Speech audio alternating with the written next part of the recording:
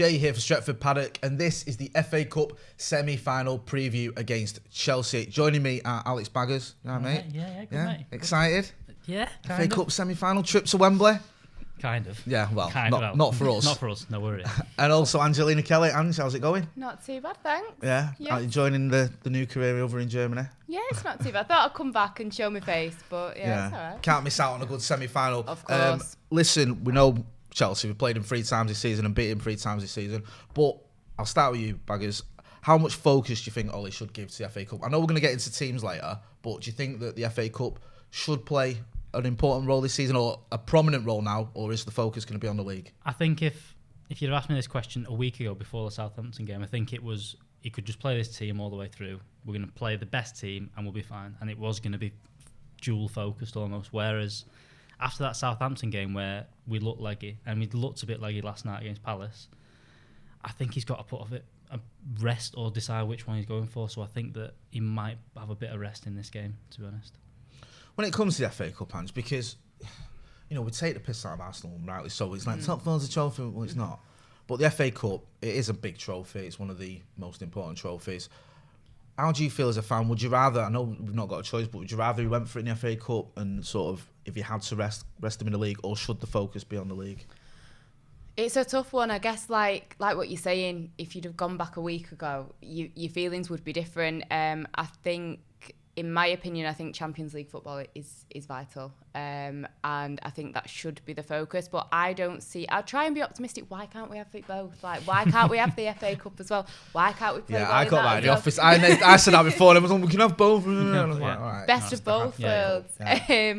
But no, you can't take away from the FA Cup either. It is a massive trophy, and I think to have top 4 is a priority, and it would be wonderful, but then at the same time to have a bit of silverware as well, I like the idea of that.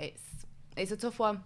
Do you think any of this matters in terms of Ollie's job security? Do you think he needs a trophy, or he needs top 4, or one of those he has to achieve that? Or do you think he's in a position now where even if the wheels came off the end of this season, he'd still be all right for next season because of the foundations he's laid out? I mean, look at Liverpool. The wheels have fallen off and everyone thinks they're like the greatest thing. It's still the most amazing team in the entire world. Do you know what I mean? They've gone from like, we're going to break the record of points, we're going to win everything. Nothing. Yeah, so we're going to win the record points. We're going to go undefeated all season. We don't really matter. Just hurry up and end the season.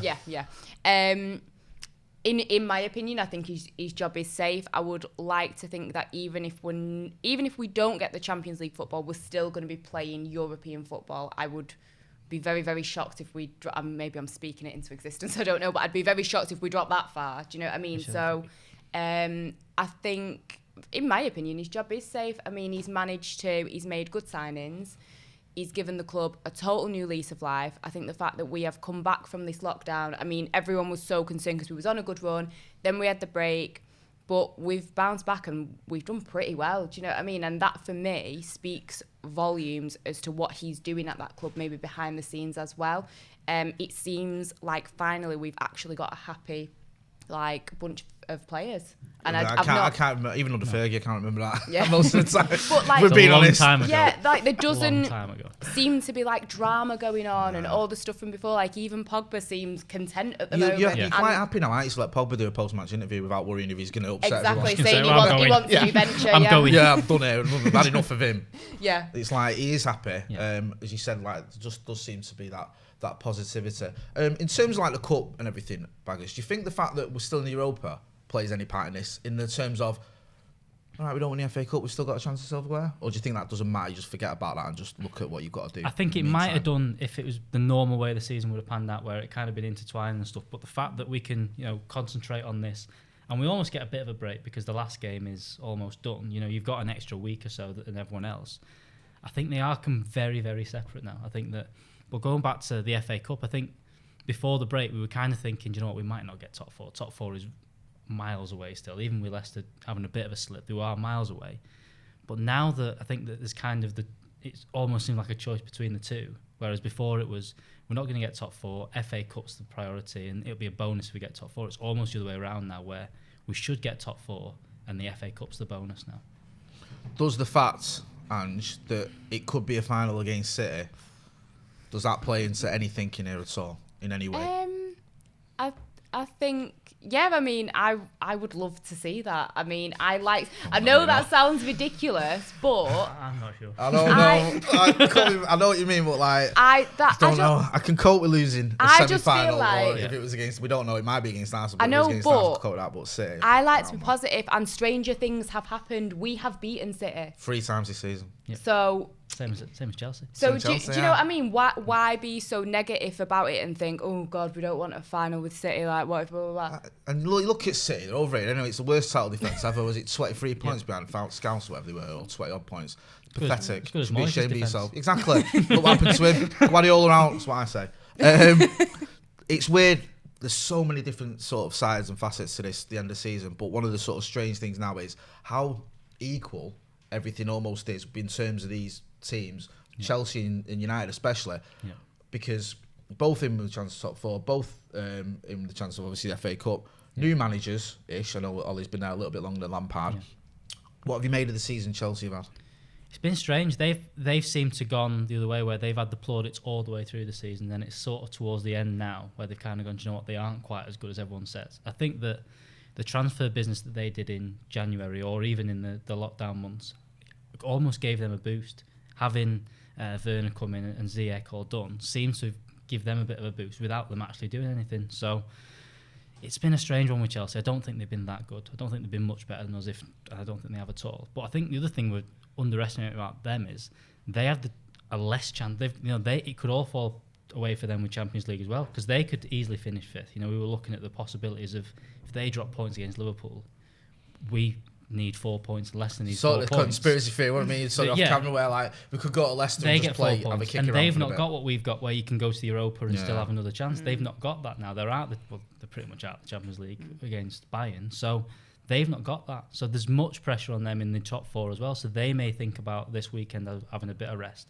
Obviously, they had 48 hours extra to us, which is madness. That's a joke, isn't it? 48 hours in this climate when your games are coming thick and fast is a massive advantage. In terms of Ollie and Lampard, I think it was Roy Keane in one of his many rants that he has during his day, was sort of saying that Lampard had almost got away with it a little bit in the way he's been treated in comparison to Ollie. And do you feel that Lampard did get, like Baggers was saying, it's sort of like all the plaudits, or was that deserved because of the transfer ban and because of the fact that he sold Eden Hazard? Do you think? I don't know. Do you think Lampard's doing a good job, and do you think he's getting fair criticism? Yeah, I mean, I do know what you mean in that it seems to have been a lot more like plain sailing, smooth sailing for him. He's not really been criticised as much. I think I do agree with what you're saying in that they've been good, but people seem to be rating them a lot higher than they maybe actually are. Sam Abraham started scoring goals and I was going, he's better than Marcus Rashford. I'm like, well, he's not, is he? He's just having a good, purple patch. Yeah. And like Giroud's replaced him now, which says it all. Yeah. I think he's done. You can't, take away from where they are in the table. They do have a good team. They've obviously sold Hazard. They've made very good signings. I think he's done really well with what he's got. And like you say, the ban and everything. But I'm not like, I don't get the hype, I'll be honest. I think he's still a very good manager. I think it'd be very exciting to see what will happen with Chelsea moving forward. But yeah, I just think it's not as amazing as everyone's making out. No, I agree. And we've seen some very inconsistent anti-Chelsea. No, we can't say that. But we tended to have a rough patch and then a really good one. Yeah. They've been very up and down. Yeah. Obviously, we beat them beginning of the season. When you going into this game, you look at the Chelsea team. We know long term they've got signings coming in, but right now, who are the players that you look at and you think we need to keep an eye on him? Well, Pulisic has been up and down since he came back. First few games flying when he came back after the break, and then he's kind of tailed off the last few games like Chelsea have altogether. They came back out, beat City, beat Leicester, beat Villa, 3 in a row, like looking really, really good. And I thought they were going to run away with the top 4, big miles away and things like that. But then they've had obviously the West Ham game where they were really poor. I think not having Kante in there all the time makes a massive difference for them. I think people forget that there's title winners still in that team. There's Kante, there's Azpilicueta, there's some very good players in there. And I think they do rely on them. And when they're not in there, players like Mount, players like Pulisic, they kind of drop off massively. But I think they've been okay, but nothing special. No, I tend to agree. What about you, Angie? Looking at teams, anyone you think?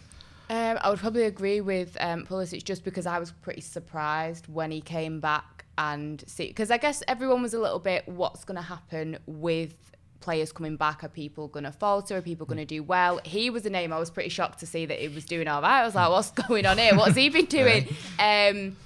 Even though he's maybe not been as good recently, I think depending what team they put out, he's a person that I think we need to keep our eye on. One who worries me is Willian, if I'm being honest. Because, he can be a little bit hot and cold, but I think he's a bit more reliable than some of the players you've mentioned. Yeah. And, you know, a lot of them, it's relatively new in it, like the Mason Mounts, like the Abrams at this level. They've not had that much experience, certainly not going for trophies and challenging for the top. He's been there and sort of bought a T-shirt. Yeah. I mean, in a parallel universe, he plays for us and Anthony Martial probably plays for PSG and... Do you know what I mean? Jose Mourinho parks the bus every week. Fellaini's still there. Yeah, Fellaini's still there as the kingpin. But let's not go down that route. In terms of teams, I'll start with you, Ange. Okay. Who's you going to be in your starting 11 for Manchester United Football Club? Now, I do know that there is the thing of maybe people need to be rested, but I've not really considered that, which maybe I should have done. But I just feel like if it's not broke, like, don't fix it. Right, okay. I think... Obviously, De Gea in goal. I think you're back for maybe having Shaw in there instead. Well, apparently, yeah. I think he is. Even though, like, Fosu Mensah obviously started against Palace, which was, like, the biggest shock in the history of association football. I think Ollie was sort of less saying that the injury, the ankle injury to Shaw wasn't that bad and he's all right. So, well, you know what? There was... Pogba and Fernandes were apparently, you know, completely wiped out and were never going to play for the rest of the season, according to some fake account tweeting a story then. And then everyone... Journalist using the term loosely, jumped on it and then, made a bit of a tit of himself. I would like to see Matic and Pogba. Obviously, Fernandes. I think that those three have all been working well together. Of course, I'm going to put Greenwood in because... He's scoring in a semi-final against Chelsea, that just has a nice ring to it. I can see the headlines. Because we're being positive. Obviously Rashford, and as much as Martial has been on a fantastic run, and I think to see him have consistency, it's actually a really nice thing to see because it's been so up and down with him. I'm just thinking, could the headline be there's only one Mason? And a picture of Mason Mount looking forlornly on the deck. And then Greenwood sort of celebrating, running away from him. Yeah. Or it could go the other way around and then have to delete this video.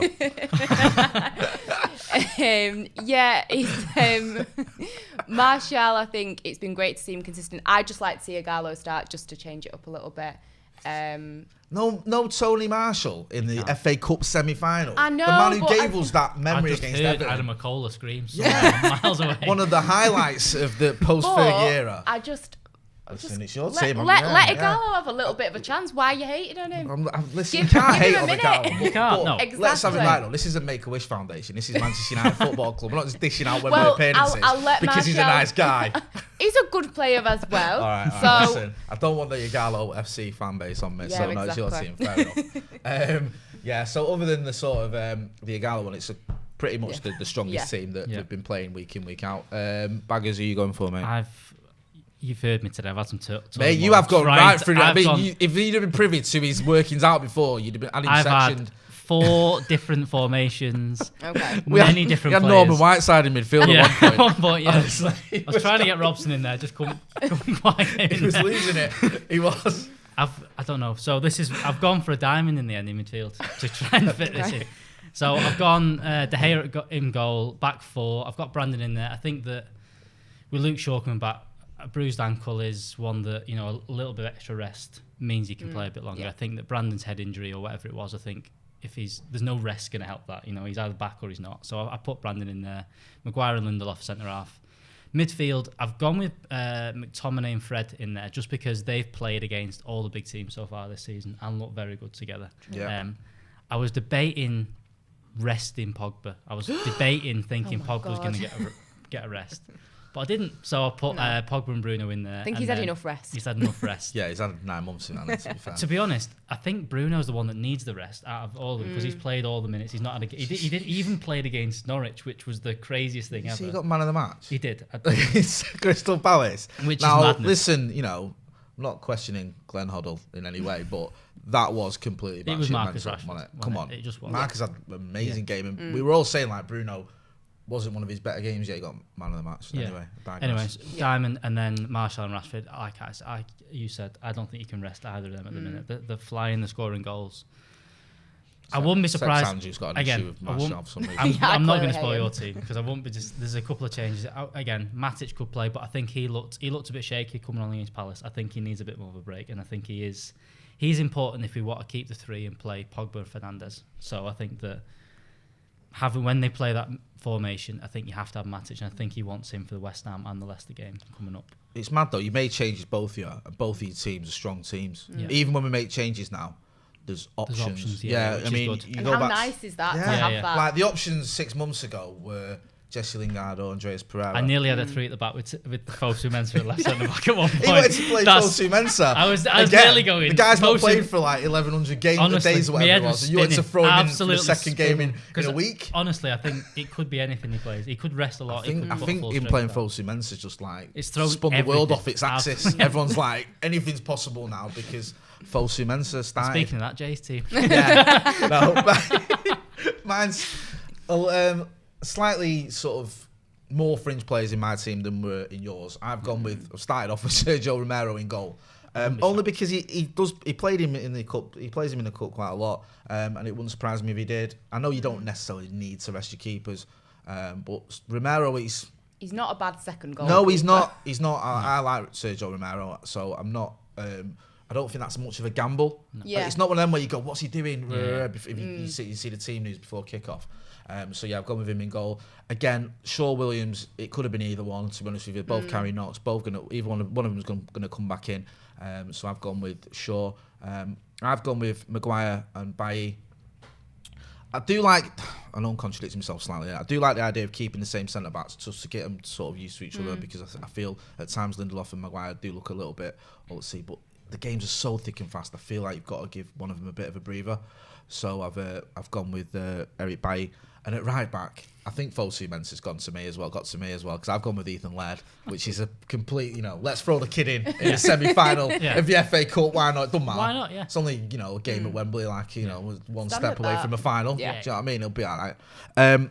Purely because I know Wan-Bissaka is a machine. He can play almost week in, week out. I don't think there's many doubts about that. But again, the whole team for me looks like now and again it could all do with a rest. And I think if you're going to maybe do a rest and it's like every game's a must-win, then you've got to pick a must-win game to rest someone. Yeah. So you can't have it both ways. Ethan Laird, great young player. He's not had much first-team experience. Delow's not looking good at the minute, is he? Well, no, if any of us are to go by, I think, we've got him like, fifth choice fullback now out of 4 fullbacks, which is a bit grim. Do you know what I mean? What's his name? Cameron Borthwick Jackson will be coming back before Delo gets a start. None of us have gone for him. I've gone with Pogba, Matic and Bruno as my midfield 3. Mm-hmm. I get where you're coming from. I felt Matic suffered a little bit from coming into a game where it was a bit thick and fast. I know what you meant. He is one of them players though that needs to start. I think because he did look a little bit out of sorts when he first came on. But I think it was just the pace of the game, getting used to it and all that sort of stuff.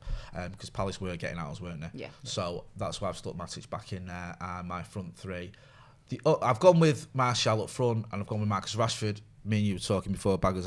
At the minute, I don't think you can drop them. The rest of either of them two, they're in sync. They're banging in goals. What is it? 44 goals between them, which is just that's ridiculous. That's ridiculous. That's literally 44 more goals than Roberto Firmino scored at Anfield in the league this season, which is weird coincidence. Oh and I've gone with at right wing. I've gone with Daniel James. Listen, the thing is, this is a starting 11, obviously. There are going to be subs. So what's your issue with Greenwood, basically? So Mason could come on. Daniel James does have a great goal-scoring record against Chelsea. I think it's 15% of his league goals in his career have come against Chelsea. Right. So you can't argue those sorts of stats. No. He scored 10 goals. How long did it take you to try and find that stat? We had a team working on that one. We had the brains trust googling that frantically even. Phonetically, I'm losing it. But listen, with loads of subs, with the games coming thick and fast, we don't know what's going to happen. But I think all 3 of us have picked a team that is strong enough to beat Chelsea. Obviously, we wouldn't have picked otherwise. Going into predictions, Baggers, I'll start with you. We've beaten 3 times this season, which yes, it gives me lots of confidence, but there's that slight niggling thing in the back of my mind. Surely it can't be surely the figured it out by now. That's like, that is ridiculous. Yeah. Do you think United are going to win? What's your prediction for the score? My score prediction, I'm going 2-1, but I think it's going to be extra time. I think it's going to be a very, very close game. Yeah. I think they score. Definitely think they get a goal. Yeah. And I don't see us not scoring at the minute. You know, so I could see it going to extra time. So 2-1, extra time winner. Marcus Rashford. Do you let him take free kicks? From about 40 yards yeah, out. If it's 40 yards out. 40 yards, He likes scoring a free kick. You know, what is it? Something like 100% of Marcus Rashford's free kick goals in the Premier League. In the League Cup have come against Chelsea. Exactly. Ange, what's your score prediction? Again, like Baggers, do you think, I agree. We've still got enough to get over the line? I agree Chelsea are going to score. I feel like it's going to be 1-1 for a bit. And then I think in the last 10 minutes, something's going to happen and we're going to get 2 goals and it's going to be a 3-1 finish. I think, I'd settle for either goals. Either of them, yeah. I don't know, man. It goes to penalties, doesn't it? There's no fucking time for replays. I know, I hate to be that guy, I'm sorry. But I just don't know. I think it might end up being one of them. Do you know what I mean? Penalties. I know. Yeah, my nerves can't take that. Yeah. Unless it's like John Terry and Nicholas Anelka stepping up for Chelsea. I'm not exactly from that. But I'm with you. I think it'll be 1-1. I think it might end 1-1 even after it's signed. I think it might go to penalties, but I think we'll get over the line. I think we'll go through anyway. But I hope it's a lot easier than going through to penalties. Yeah. Listen, this has been the Stretford Paddock Chelsea preview. Don't forget to get involved in the comments. That's been Ange. Thanks for joining us again. Yes, no worries. Baggers, cheers, mate. What are you going to be doing? You're going to be on the team talk before the game, team news, I think, and the pre-game show. So we will have a watch along. We'll have the pre-game stuff with Baggers. We'll have stuff at half time as well, and we'll have the post-match stuff. We'll have fan cams and the review. Send in your predictions to paddockmatchday@gmail.com. So 30 seconds, send your predictions. I'll get you on the watch along for the pre-game show. Yeah, 30 seconds. Remember that. 30 seconds. 30 seconds. That's something like 30 minutes. Paddockmatchday@gmail.com. But yeah, and we'll get them up so you can get involved with the channel as well. As always, thanks for sharing and subscribing. Don't forget to hit the like button. I've been Jay, that's been Baggers, that's been Ange. Thanks for watching.